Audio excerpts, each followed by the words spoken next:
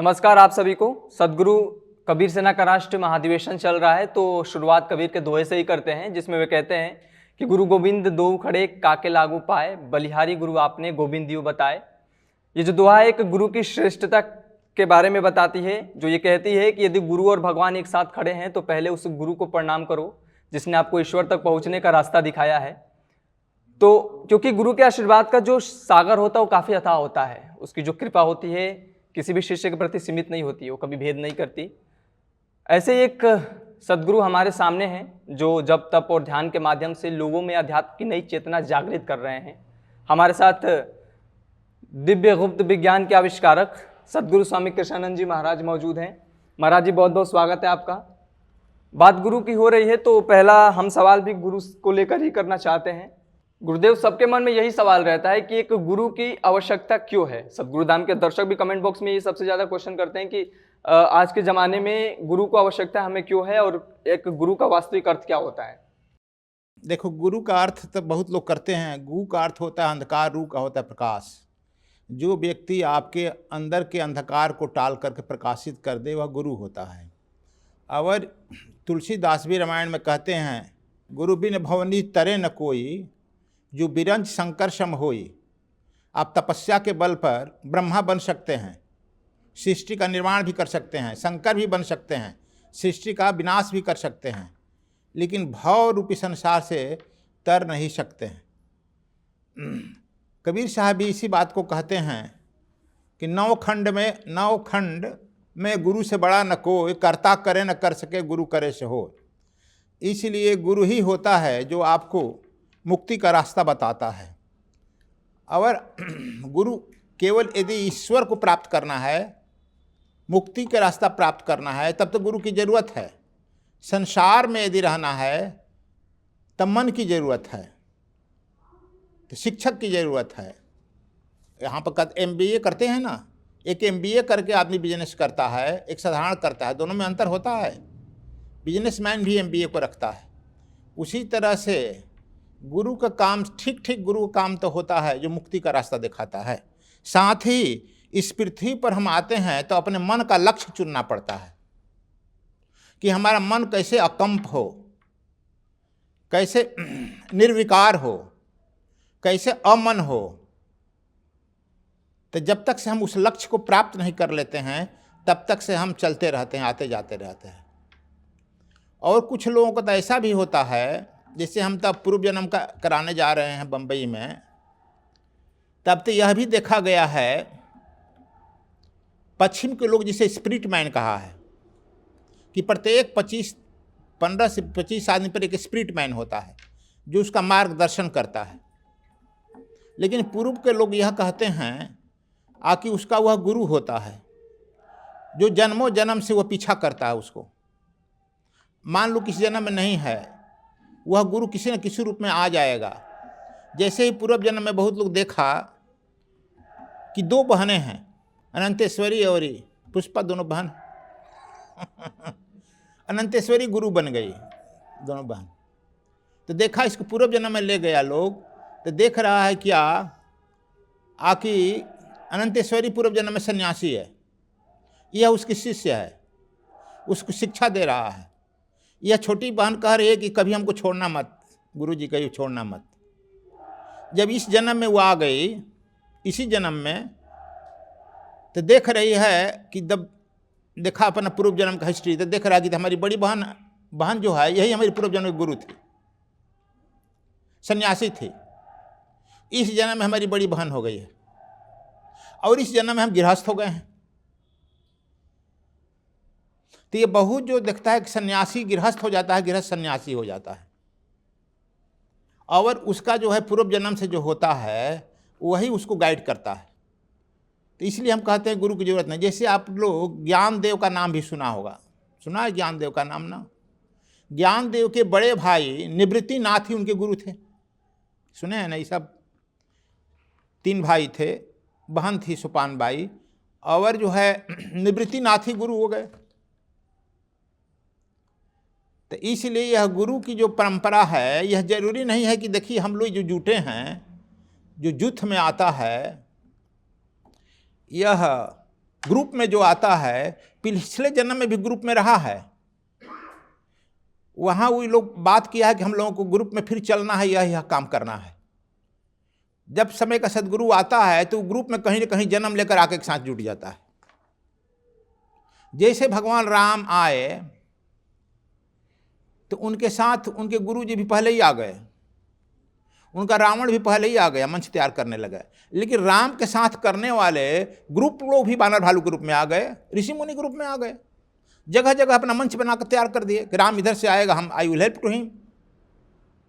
तो जो ग्रुप में आता है साधु महात्मा संत कुछ ग्रुप की सेवा करने के लिए, वह ग्रुप में आता है फिर ग्रुप में चला जाएगा। इसलिए गुरु की उतनी ही नितांत आवश्यकता है। जैसे एक बच्चे को A for apple, B for baby पढ़ाने के लिए एक शिक्षक की जरूरत होती है, उसी तरह से इस मन को अमन करने के लिए और साथ ही निर्मल, प्रेमन और आज्ञाकारी मन को बनाने के लिए गुरु की ही जरूरत होती है। आत्मिक और मानसिक विकास के बारे में हम जानना चाहते हैं, क्योंकि आप अपनी किताब में ही जिक्र करते हैं कि एक हम उत्तराखंड के मसूरी में जा रहे हैं और वहाँ के विद्यार्थियों के हम एक क्लासरूम में एंट्री करते हैं, तो वहाँ के विद्यार्थियों में हम तमाम तरह की विविधताओं को देखते हैं, खासकर उनका जो विकास होता है आत्मिक विकास को लेकर और मानसिक विकास को लेकर। हम जानना चाहते हैं कि ये आत्मिक और मानसिक विकास क्या होता है और इसमें अंतर क्या है। देखो, आज की जगह जगह जो शिक्षा होता है दो ही तरह का होता है। पहला जो है मानसिक विकास किया जाता है, दूसरा शारीरिक विकास भी होती है।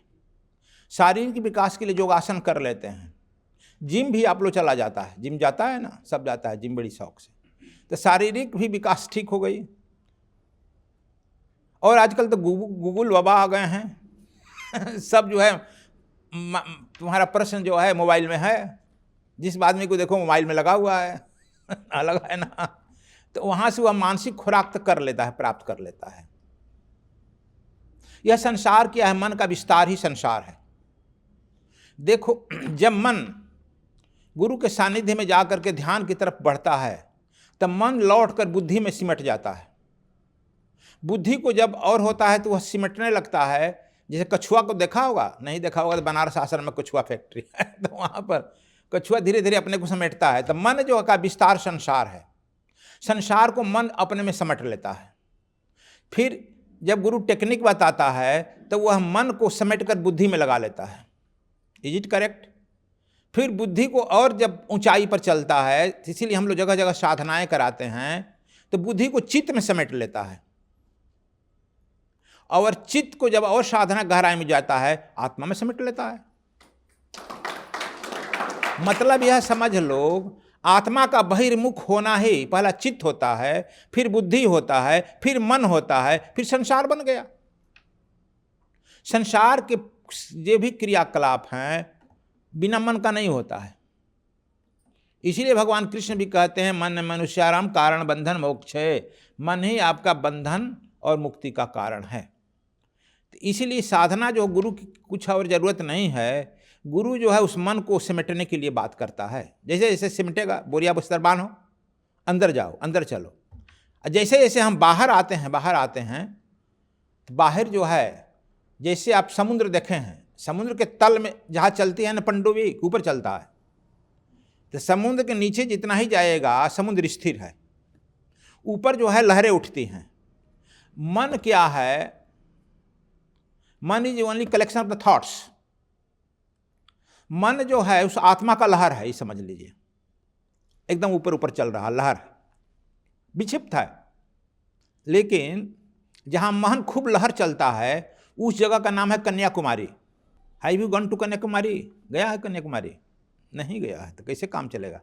हमारे ऋषियों ने नाम रखा उस जगह कन्याकुमारी। जितनी कुंवारी लड़कियां होती है, बहुत उच्छृंखल होती है, तेज होती है। एक जगह बैठा दो, बैठेगी नहीं, यहाँ से वहाँ कूद कर वहाँ जाएगी, वहाँ से वहाँ कूद जाएगी। कन्याकुमारी में आप डुबकी लगाए तो हो सकता है कि लहर आपको मारे, जाके अंदर पर्वत पर तुम्हारा चोट लगे और कपार फूट जाए, इतनी लहर है। लेकिन जब इसे ही आएगा रामेश्वरम, जहाँ रामेश्वरम स्थिर हो गया ना, वहाँ कोई लहर नहीं। समुद्र जो है तालाब की तरह है। वहाँ पर हम साधना 26 दिन कराए हैं समुद्र में खड़ा होकर के। वहीं पर जब धनुषा जाएगा, जहाँ धनुषा से भगवान राम पार किए हैं, तो जगह जगह मैनाक पर्वत निकला है। 1-2 मैनाक पर्वत पर हम बैठा कर भी साधना कराए, आगे हम जाने लगे, और जब कमर भर ही पानी, बस छाती भर पानी। अब आगे हम बढ़ने लगे तो भारतीय पुलिस दौड़ के चला आया, मचाओ स्वामी जी कहाँ जा रहे हैं, लंका पहुँचिए क्या? कहा कि साधना करा रहे हैं भाई। कहा कि इधरे कराइए, अब आगे मत बढ़िए यहाँ लंका की बाउंड्री शुरू हो जाए, लंका की स्थिति शुरू हो जाएगी, आगे मत आप लोग लौट जाइए। तो देखो वहाँ पानी बिल्कुल स्थिर है। जहाँ तुम्हारी चित्तवृत्तियाँ स्थिर हो गई, मन जो आत्मा में प्रवेश कर गया, तो रामेश्वरम हो गया ना। अब समझ गया? मन चंचल है, कन्याकुमारी हो गया ना।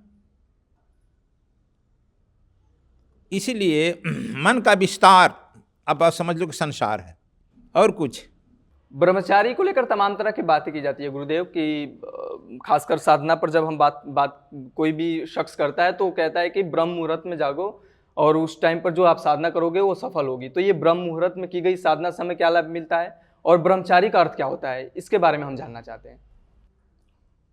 हमारे देश में ब्रह्मचारी ठीक यदि समझो तो 1-2 आदमी ही हुआ है, उस लेवल पर या इस लेवल पर, उस लेवल पर। एक भीष्म पितामह,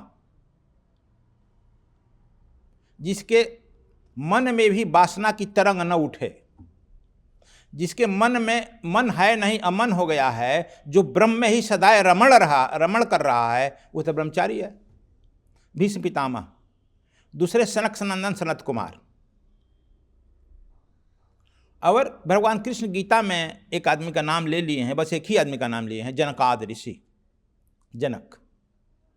हालांकि जनक की तो बहुत शादियां हुई थी, कृष्ण की भी बहुत शादियां थी कि नहीं? कृष्ण को ब्रह्मचारी नहीं कहेगा। भगवान शंकर की भी है, विष्णु की भी है, आपके सारे देवी देवता, सारे ऋषि का है। ऐसा कोई ऋषि या कोई देवता है जिसकी शादी नहीं हो? भगवान मंदिर में होती है राम सीता की पूजा। और जो सन्यासी लोग भी कहते हैं क्या, पार्वती पते नमः, हर हर महादेव, पार्वती पते नमः कहते हैं ना, पार्वती का नाम आ जाता है। और शंकर के ही भक्त ज्यादा सन्यासी होते हैं। अब समझ गया? तो हमारा तो अर्थ है यह कि जिसकी आचरण चर्याचर्य ब्रह्म की तरह हो जाए। जैसे आप देखता है 6 महीना के लड़के को, वह क्षण भर में हंसता है, क्षण भर रोता है, क्षण भर में गाता है, क्षण भर में आप डांट देगा तो वो भी खिसिया जाएगा, क्षण भर में कुछ लेमन चूस पकड़ लिया तो भी खुश हो जाएगा, है ना। इसीलिए ईसा मसीह ने कहा है, जो व्यक्ति 6 महीना के बच्चे की तरह हो जाए वह परमात्मा के राज्य में प्रवेश कर जाएगा। इसका मतलब यह नहीं कि 6 महीना का बच्चा कर जाएगा।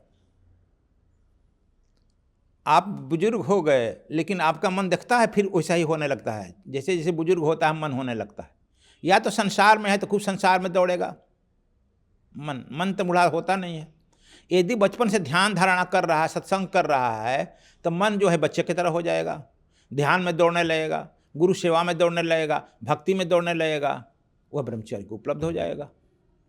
भक्त और भगवान के बीच जो आपसी रिश्ता होता है उसके बारे में हम जानना चाहते हैं, क्योंकि ऐसा अधिकतर लोगों का ये मानना है कि आप मंदिर जाते हो और प्रसाद नहीं चढ़ाओगे तो आपकी उपासना पूरी नहीं होगी। तो ये भक्त और भगवान के बीच जो ये रिश्ता है इसके बारे में कुछ आप बताएं। भाई मंदिर में यदि प्रसाद चढ़ाएगा, कुछ पैसा चढ़ाएगा रुपया, भगवान खुश हो या ना हो, पुजारी तो खुश होगा ना होगा कि नहीं होगा? यदि तू नहीं कुछ चढ़ाएगा तो जानता नहीं पुजारी श्राप देता है, गाली देता है, बड़ी बेतुक्का गाली देता है, बड़ा बड़ा बनता है आ गया है मंदिर में। इसीलिए हम मंदिर जाने से कतराते हैं। याद है बद्रीनाथ वगैरह कहीं मंदिर में हम जाते हैं, VIP व्यवस्था तो चालू हो जाती है, लेकिन जानते हैं कि उसमें दर्जनों पुजारी बैठे हैं। यदि हम कुछ नहीं दें, व्यवस्था तो VIP है, पुलिस खड़ी है, तो वे सब गाली देंगे। तो हम हर लोगों को 500 से 1,000 रुपया बांटते हैं ना जी, ऐसा जी याद है तुमको? हर जगह बांट देते हैं। चलो जय जयकार करे, खुश देगा, आशीर्वाद देगा। देखो, परमात्मा असल में कहीं बाहर नहीं है।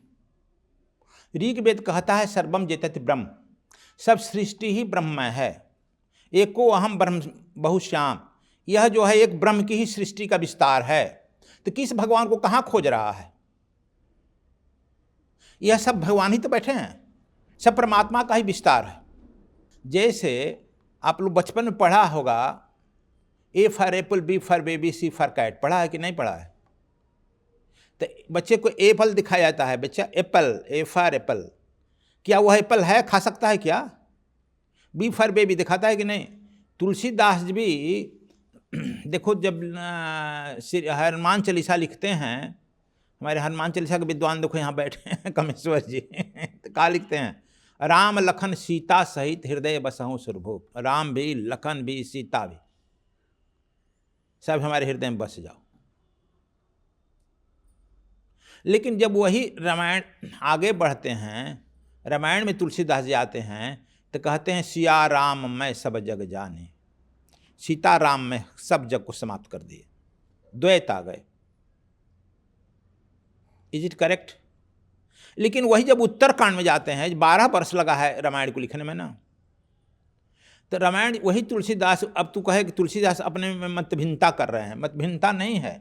आदमी जैसे साधना पर उत्कर्ष पर बढ़ता है तो वह उसके मुंह से निकलता है अपनी साधना की बात।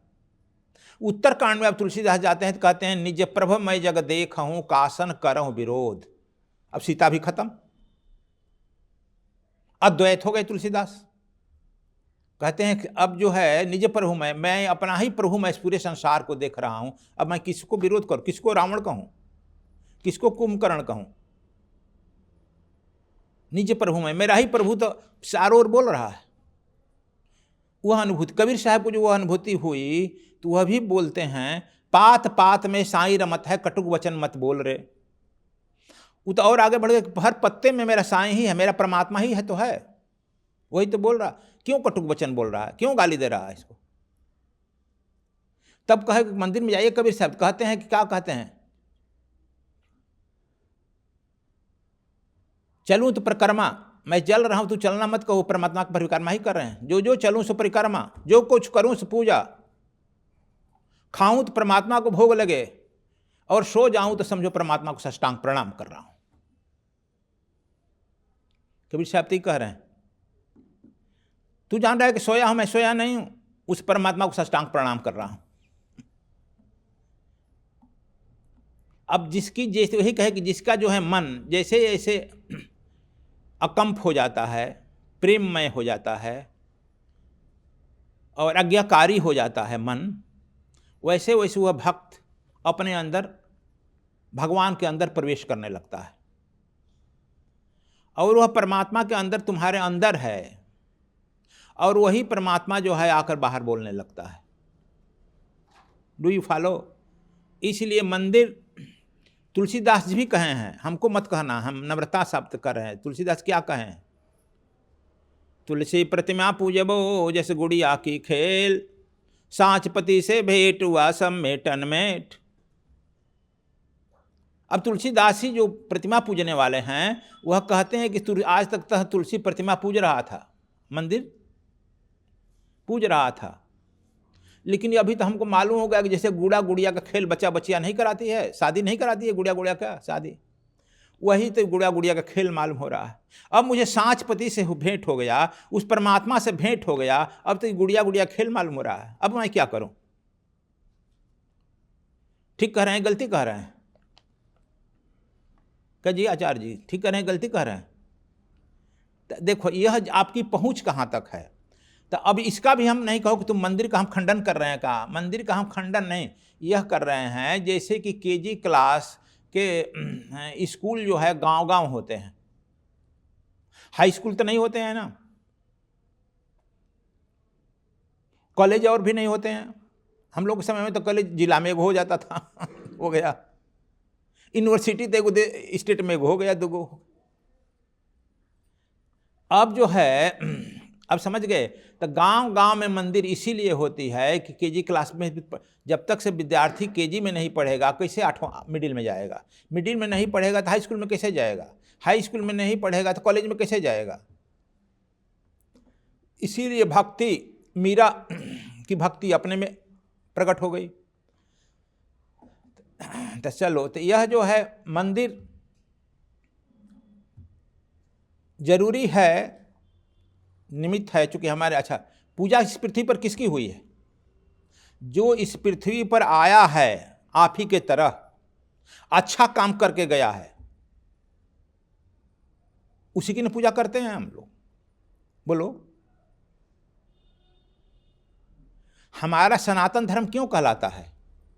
हम किसी का भी, राम का भी जन्म लेंगे तो ब्रह्मा से शुरू करते हैं, देखा है कि नहीं कड़ी? कृष्ण का भी शुरू करते हैं तो ब्रह्मा से। अरे ब्रह्मा से कश्यप हुए, कश्यप से सूर्य हुए, सूर्य में ना सूर्यवंशी लोग आया, फिर राम तक का बना, आता है कि नहीं? इसीलिए सनातन है।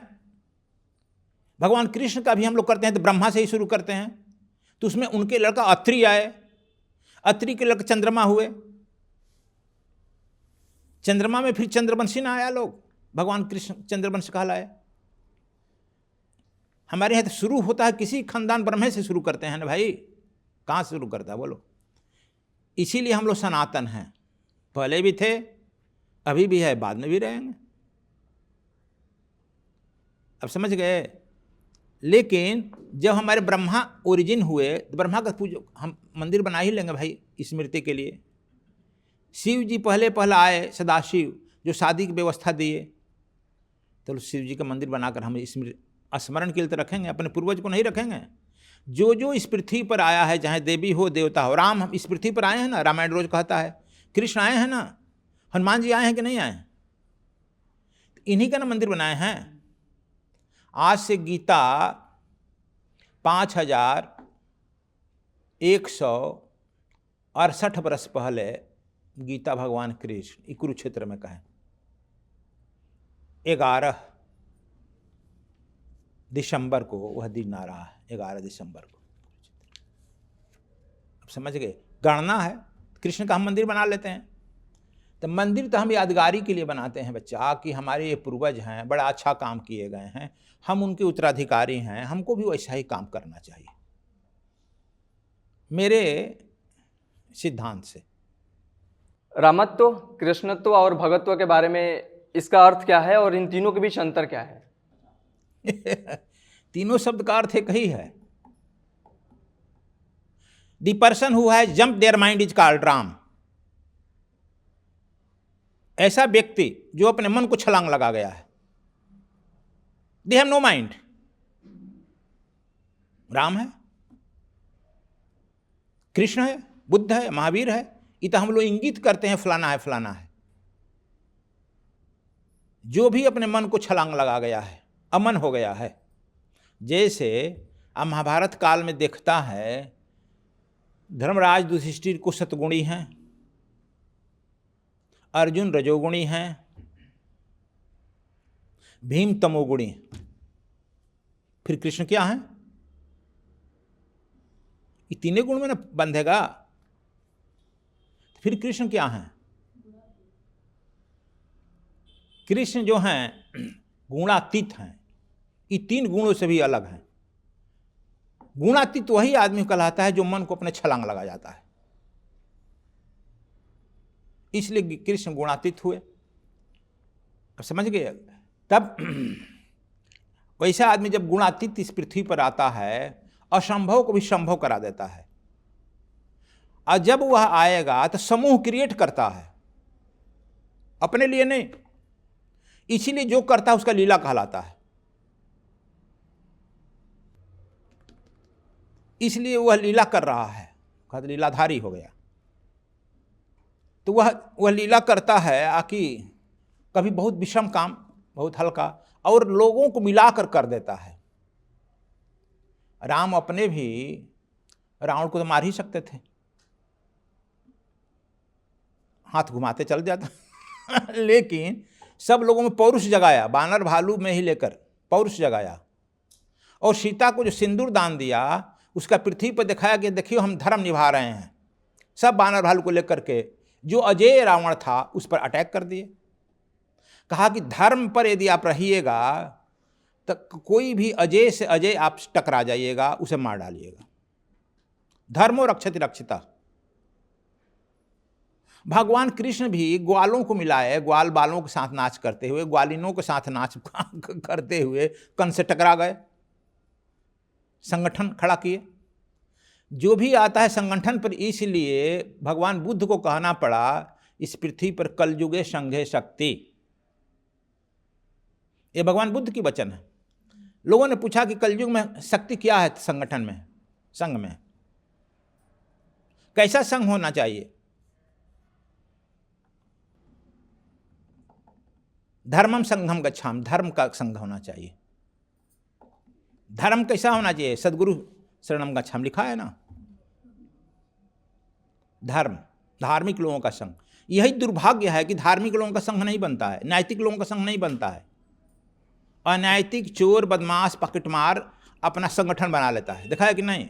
और वो मारपीट पर उतर जाता है। और 1000 भी नैतिक आदमी है वो अपना घर मोड़ लेगा, छोड़ो क्या हमको मोल लेना है, छोड़ो अपना बाल बच्चा जिलाओ, अरे छोड़ो हमको क्या लेना है। इसीलिए तथाकथित नैतिक आदमी किसी काम के नहीं होते, भाग जाएंगे घर में।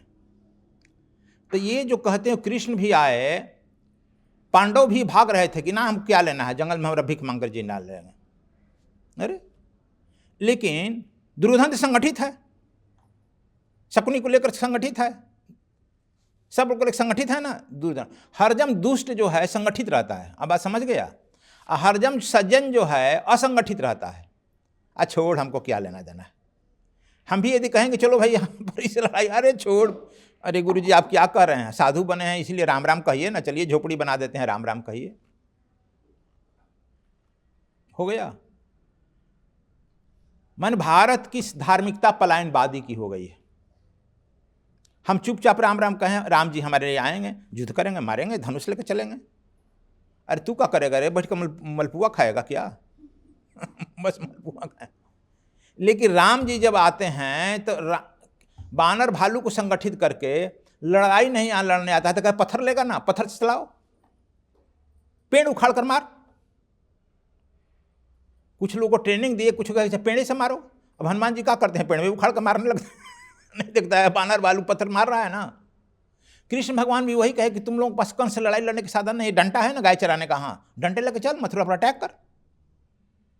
आप भी देखता है कि किसी भी सरकार के खिलाफ करोड़ों आदमी जब निकल जाता है तो सरकार की मिलिट्री और गोला बारूद धरी की धरी रह जाती है।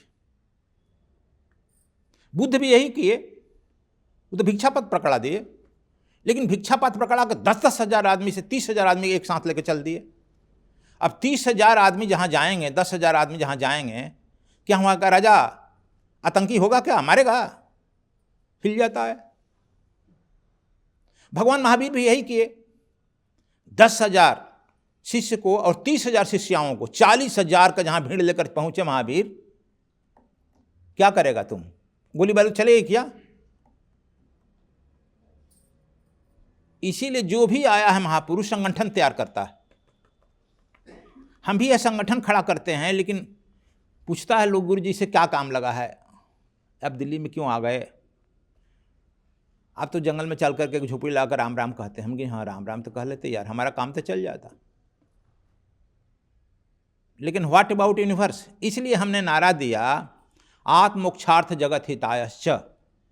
आत्मोक्ष के लिए आपको साधना करनी ही है, लेकिन व्हाट अबाउट यूनिवर्स, इस विश्व में जो जन्म लिया है उसके लिए बारे में क्या सोच रहा है, नरक बना देगा क्या? इसलिए विश्व के बारे में भी सोचना है। इस पृथ्वी पर यदि कहीं भी बम छोड़ता है तो जो भी नैतिक आदमी है वह अपनी जिम्मेवारी लेता है, मेरे रहते बम छूट गया, मेरे रहते इतने आदमी मारे गए।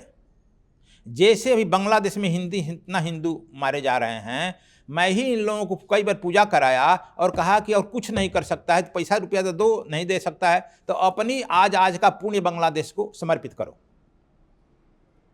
अब बांग्लादेश में इतना हिंदू मारे जा रहे हैं, यहाँ बैठकर राम राम कर रहे हैं लोग, कोई उत्तरदायित्व तो नहीं है क्या उनके प्रति? आपका उत्तरदायित्व होता है, कब होता है? यहाँ के लोग भी यदि 1 करोड़ भी आदमी बांग्लादेश के बॉर्डर पर पहुँच जाए, 1 करोड़ आदमी संगठन पहुँच जाए, बांग्लादेश की हिम्मत है क्या कुछ कर देने का?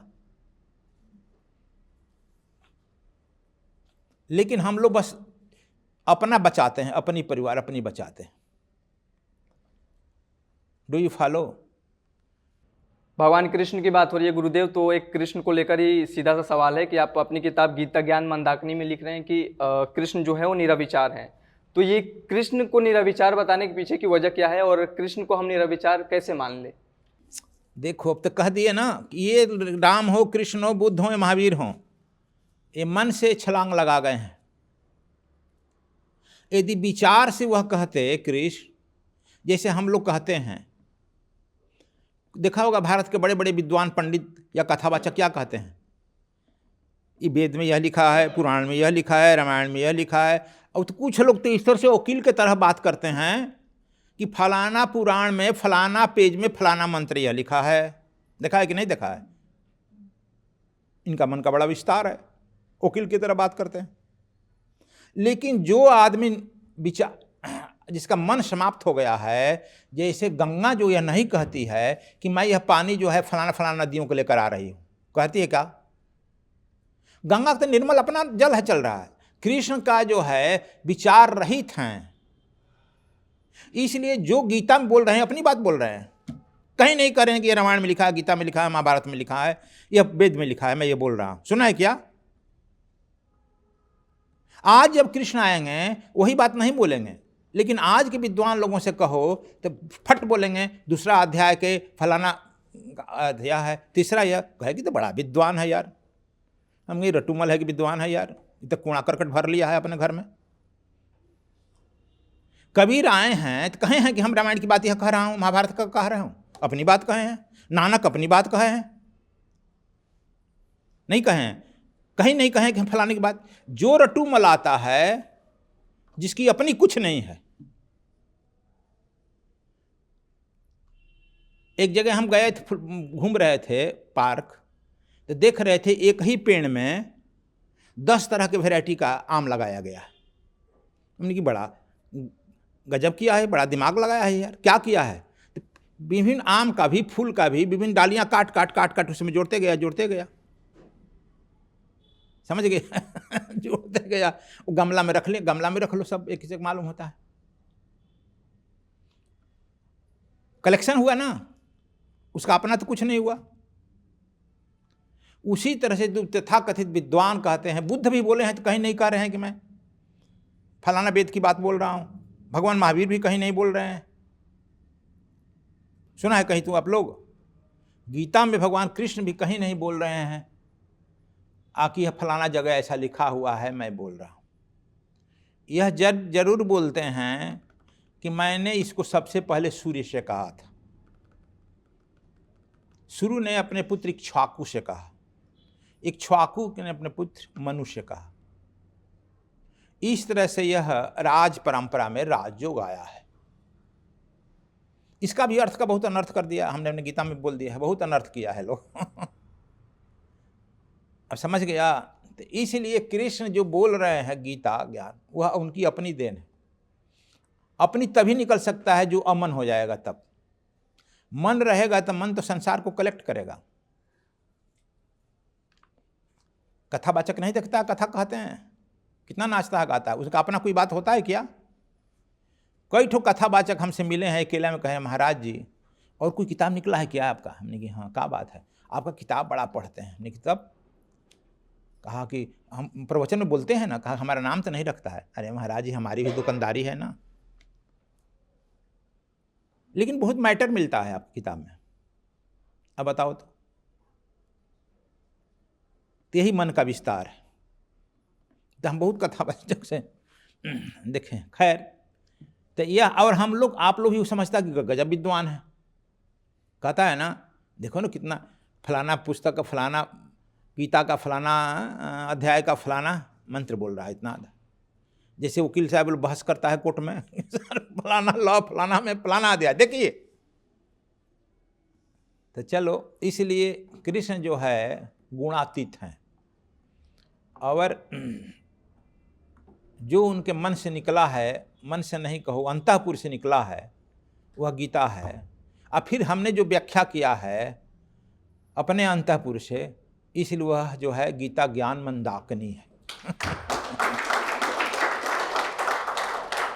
बहुत बहुत धन्यवाद गुरुदेव, आपने अपनी सम्मुख जो वाणी है, जो रामत्व को लेकर, कृष्णत्व को लेकर, भगवत्व को लेकर, और खासकर एक गुरु की जो परिभाषा है उसको आपने बताया, और साधना के बारे में भी, ब्रह्मचारी के बारे में भी, और खासकर जो आज के समाज में जो चल रहा है कि ये साधु संत, वो साधु संत, और गुरु का मतलब क्या है, इन सब पर आपने फोकस किया। बहुत बहुत धन्यवाद।